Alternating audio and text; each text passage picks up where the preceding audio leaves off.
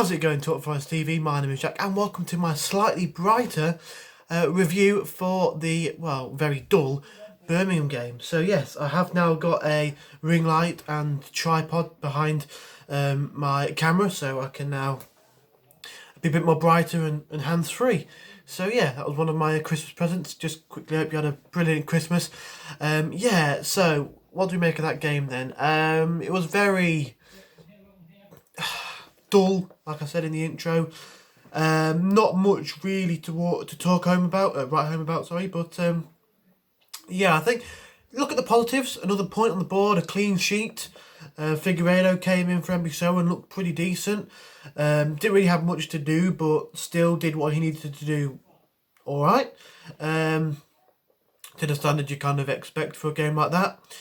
And yeah, I think going forward, we were probably the team who caused more problems going forward. But overall, neither side really did anything of any note, to be honest with you. I think Yates had a couple of chances, made Etheridge pull out some saves. He had a good game. Called up when he was called upon, he did what he needed to do, and you'd expect that of Neil Etheridge.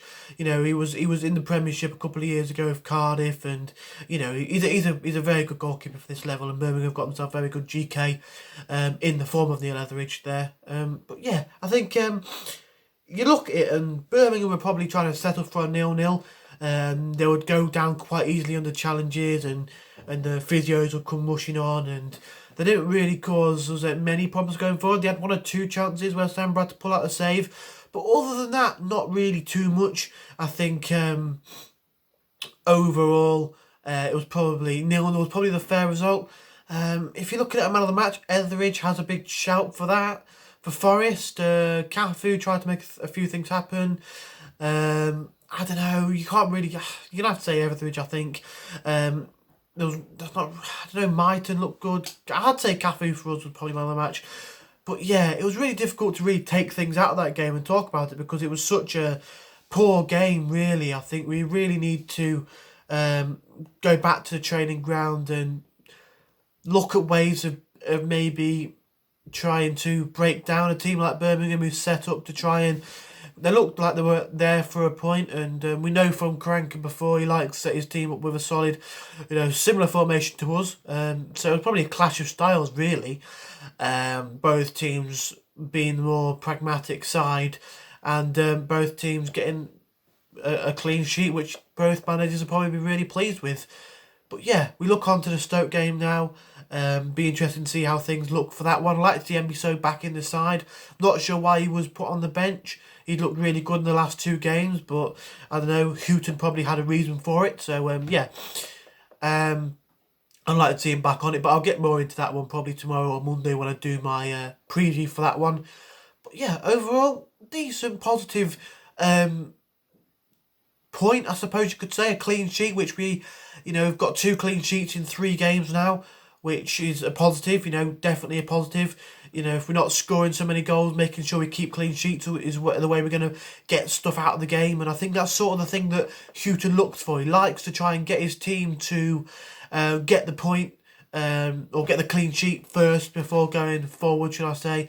And yeah, I think defensively we were solid. And yeah, going forward, some work needed. When we say your defensive midfielder in Ryan Yates had the most chances in a game, is not the best. You look at Sammy Amiobi, and recently I've noticed this about him. He's a very selfish kind of player.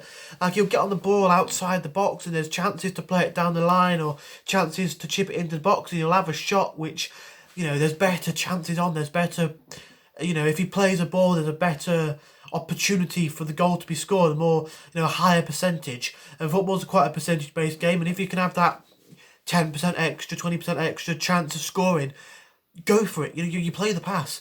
Yeah, and I've noticed that Amiobi's been quite selfish of late. He'll either try and take on 5 or 6 players with his, little tricks and flicks and lose the ball, or he'll have a shot from the edge of the box that is either really tame or way, way, way over the bar. But, promising signs in terms of the defensive work and in terms of getting a point, getting two. We were unbeaten in three, which is something I don't think you can say about any game this season, any period of games this season.